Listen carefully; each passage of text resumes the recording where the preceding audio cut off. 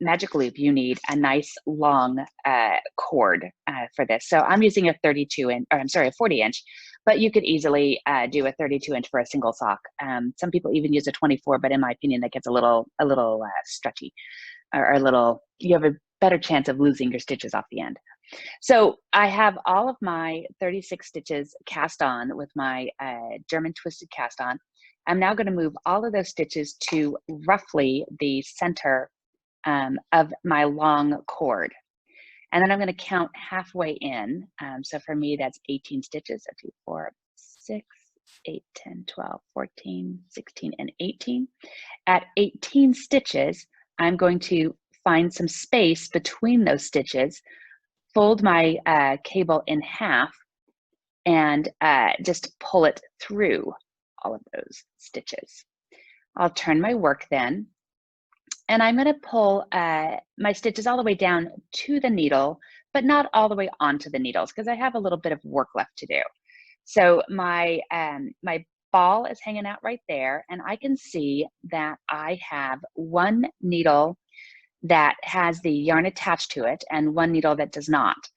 So the needle that has the yarn attached to it becomes our back needle. So if you happen to be looking at it like this, and the needle that has the yarn attached to it is closest to you, or is the front needle, simply just turn your work over and make that needle the back needle. The other thing we want to do is make sure we haven't created a twist, because sometimes in doing this, we get a little crazy, or we've put it down and come back to it, whatever. So I want to make sure that my cast on is facing each other. And so I kind of think about it as like little alligator jaws, right? So I can see those little teeth all facing each other. And then I also want to look back here, and I want to make sure I don't have a twist. And so if you see right there, you see these two parallel, I'll get a little pokey, these two parallel stitches right here, right? The two legs of the loop are parallel and not twisted around each other. And that means I have not twisted my cast on, which means I won't be making a Mobius sock, and so that's a good thing. Okay, so when we work magic loop, the yarn will always come from the back needle, and we will always knit the front needle, all right? And so for this, we're going to push the stitches onto that front needle. We're going to move to where our cast on now faces down. I'm going to identify my tail and move it out of the way. I'm going to then pull my back needle to the right until I have about the same amount of loop to the right and to the left, and it looks a little bit like Dumbo ears. I then am going to make sure I've pushed my stitches all the way down toward the end. And here's a very important thing. Your yarn needs to be coming from the front of the stitch. So look at this. See that little bump right there, right? And see the yarn coming from it. What we don't want to do is pull the yarn from underneath and bring it over the cable, because if we do that, we add a stitch, and AKA we add a hole into our sock, which is never a pretty thing. So I'm going to pull it from the front, and I'm just going to put it up on the cable right there. So I'm going to do it first joining continental, and I'll do the second time I'll join it throwing. So I'm just going to insert into my stitch, grab my yarn, knit that first stitch, right? It is the second stitch in magic loop that we pull tight. So I'm going to bring my yarn forward, enter the stitch, and then just give it a little tug. That little tug on the second stitch is what keeps your socks from laddering. Okay, so that's joining if you're doing it continental. If you're going to do it throwing, we're again making sure that we are not twisting our cast on, right? Oops, get that going the right way. There we go. And I'm pulling from the back. I'm going to enter that stitch, find my yarn cascading from the front of that stitch, come in and knit it, bring my yarn forward, enter the stitch, give it a little tug, and keep going. Then you're working in a knit one, purl one rib all the way across. to the end of this needle. I'm going to switch back. I'm a continental knitter by nature, so this is a little easier for me. Okay, so I'm going to just work in my knit one, purl one rib all the way to the end. I'm going to go ahead and pause the video and get there so you don't have to just like watch me knit, which is a little bit on the boring side. And then I'll show you how to transition your needles. So I'll see you in just a second. Okay, I got to my last stitch right there, and this is what your work will look like when you get to that last stitch, okay? So my tail is over here, and my working yarn is over here. And when the tail and the working yarn are on two opposite sides of my work, that means I have the second half of my round to finish. And to transition from one to the next, you simply turn your work as if you were working flat. So now the needle that has the yarn attached to it is in the back again. And I like to hold the tip of that needle with my right hand, and with my left hand, just pull back on that cable until my stitches pop up to the end of that front needle. I then push those on the needle a bit before I pull out the back needle. I do that really just to make sure that I never pull the wrong needle, because I've pulled the wrong needle and pulled my stitches all the way off. And while that's not too horrifying for me, I know it's really horrifying for some. Okay, so I have then to do exactly the same thing. My yarn is coming from that back stitch right there. We can see it. I'm going to pop into that first stitch, and I'm going to go ahead and grab that yarn and knit it.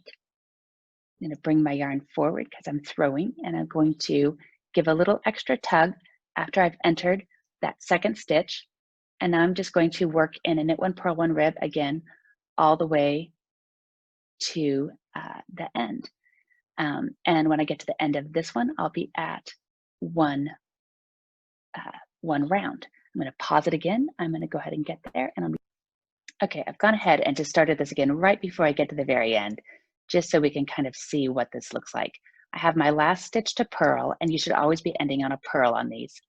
So I've purled my last stitch, and then you're going to see this bar, and you're going to be like, oh my God, I'm going to have this massive ginormous ladder, and I'm not going to like this at all.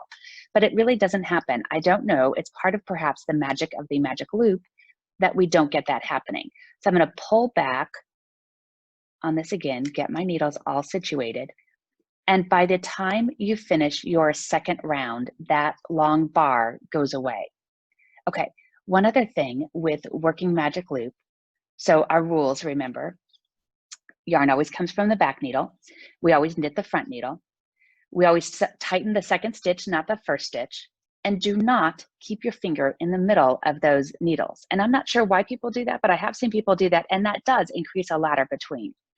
And that's pretty much it, right? So we're going to make sure that we're pulling this needle out, and we've got a little Dumbo ears, and we're ready to go. I'm going to work a couple more. Actually, I'm going to show you on this sock what it looks like to count your rows. So you can count, and you're going to be looking like that. You can count your rows by counting the V stitches, right? Or you can count your rows by counting the purl stitches.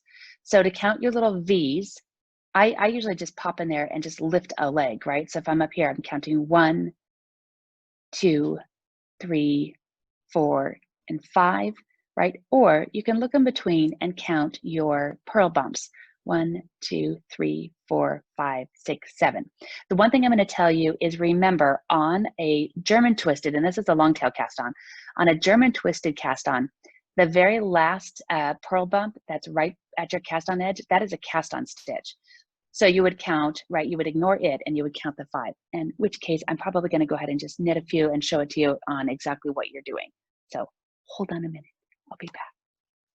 Okay, so I want to first show you, see how those long bars have gone away at the beginning. And so you don't have those long ladders, and you're okay. The other thing is, I had somebody ask me,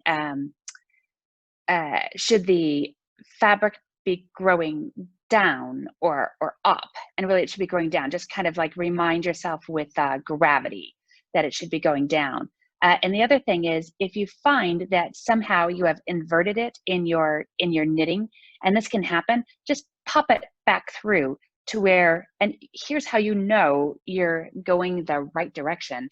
And that is when the needle that has the yarn attached to it is in the back, and then you're ready to knit the front needle. And seriously, that is all there is to make sure that you're doing it right. Because if it's inverted, all of a sudden it's like, okay, my needle is toward me, right, and has the yarn. And I would then, to be doing it, would be knitting the back needle. And that's not what you want to do. You want to make sure that you at least force it. And sometimes within the first inch, you do have to force it. You force that needle with the yarn attached to it to be in the back. Okay, so back to counting. So here I have 1, 2, and 3. How about if I put it in the frame for you? Sorry about that. I have 1, 2, and 3 stitches, right? Little V's. And then on my pearls, I have my 1, 2, and 3. But remember, that little guy, that little first pearl, is actually our cast on, right? So you can count it, but remember that you're not going to count that very first one. So it's 1, 2, 3 pearls, or 1 pop in the middle of a V, 2 pop in the middle of a V, and 3 pop in the middle of the V. In the whole spectrum of life, it's not like massively important on this sock how many rows you're going to do. This one, I have it as a shorty, and this class, we're actually going to be making a little bit longer. What you do want to do is make sure that your socks match. So whatever you do on your first one, you want to do on your second one. So just keep track of that, and that's really all that's going to matter.